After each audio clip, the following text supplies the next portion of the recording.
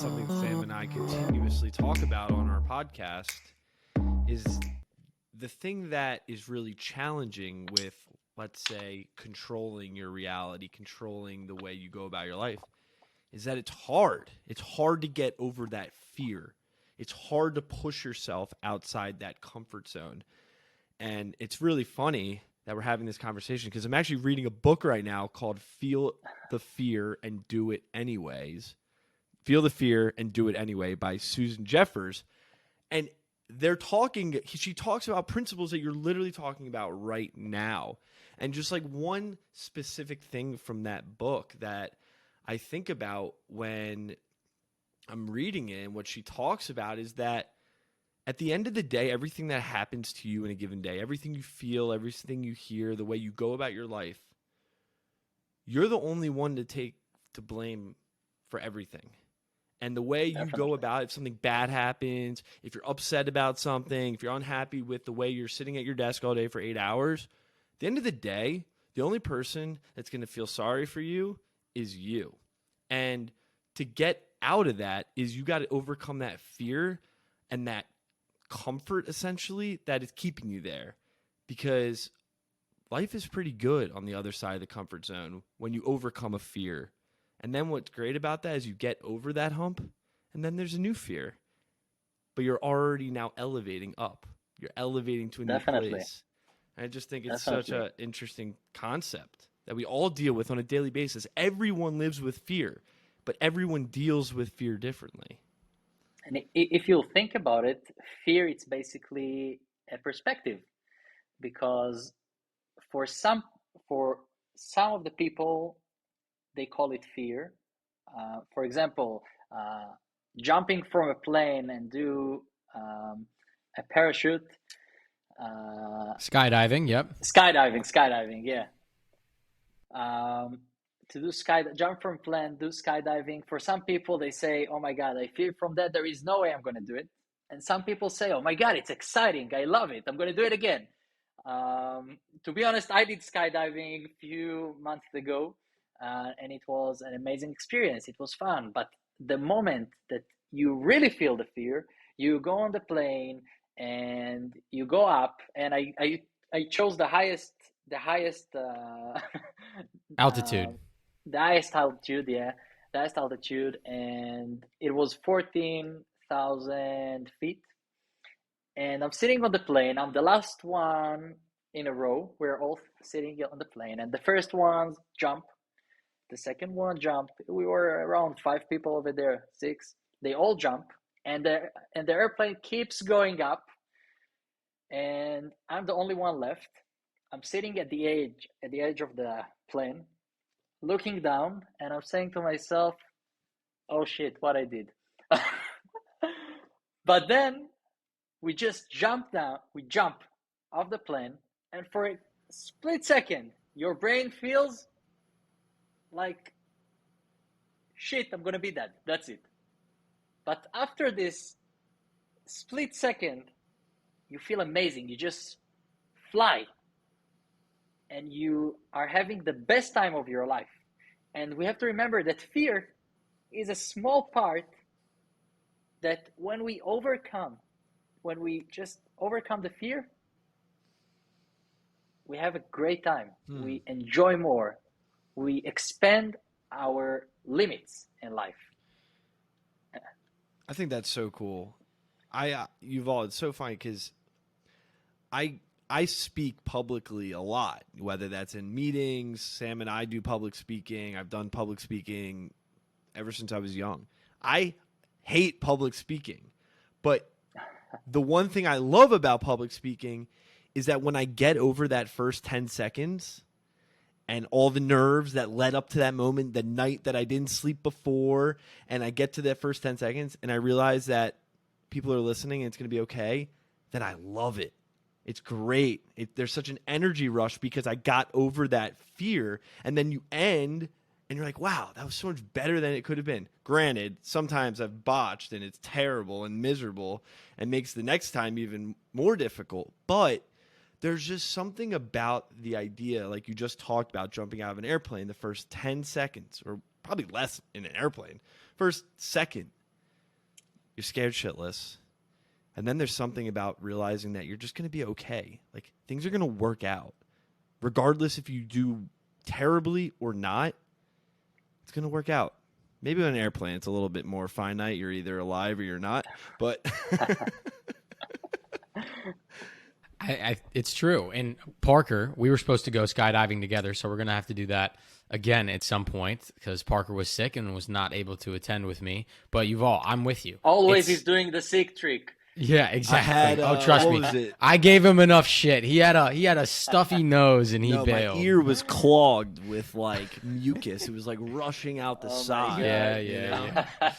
But I agree. It is a crazy feeling when you can get over that fear and finally do it. I had the privilege of doing it with my younger brother, who is a skydive instructor and is crazy.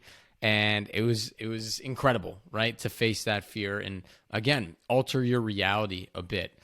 And I want to talk about that for a second, a bit more, because it's so critical to who you are and what you do and what I really want to focus on for the show, which is our reality. And fear is one major part of your reality.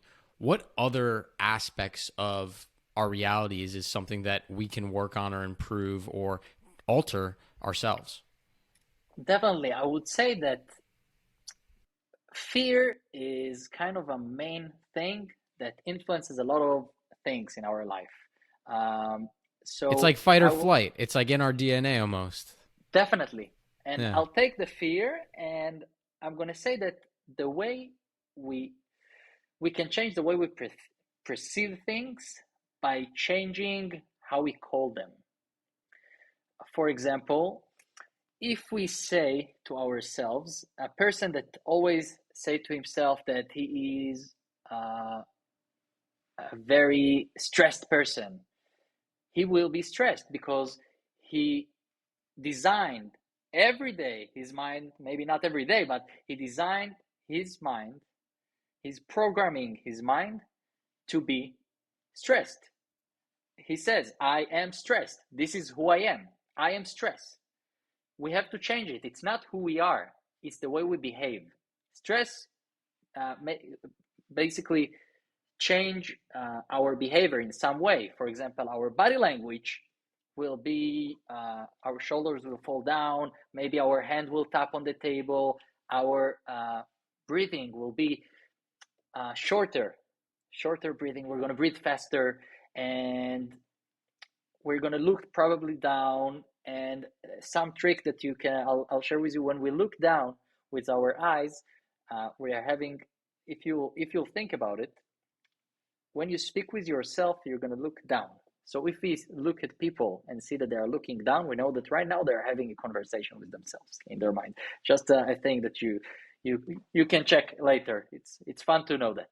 And then when you tell to someone, what are you thinking about right now? What is the decision that you have in mind right now? They say, they will share it immediately with you because it was just, you caught them on the moment that they were thinking of it.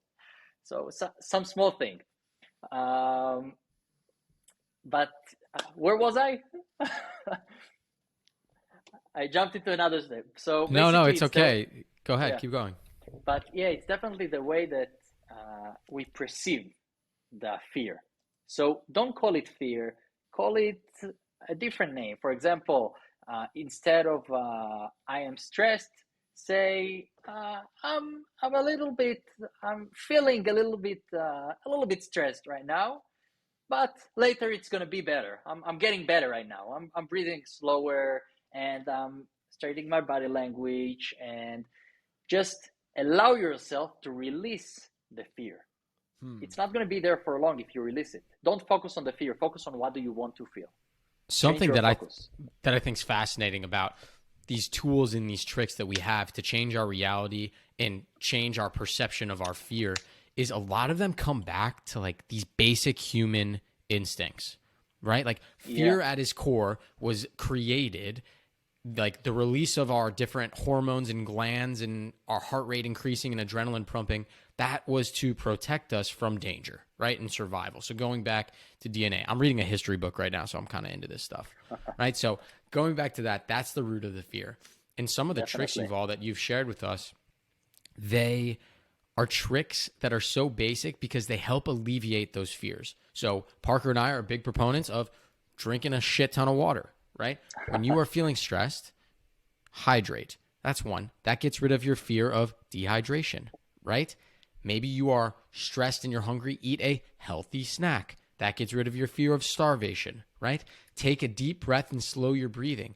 That decreases your fear of running out of oxygen, drowning, whatever it may be, right? Like there's all these small tricks that we can do ourselves right now that overrides our stupid old caveman brain and brings it into the modern society with these small little tricks. Can I chime in? Definitely. Can I chime in here though? There's You may. something that the cavemen never had. There's something that people didn't have for thousands and thousands of years, though. Totally. And that's comparing themselves to others whenever they want. And I think we're living in a day and age where it's never going away at this point. We compare ourselves more to others more than any time in the history of the world because we're so connected.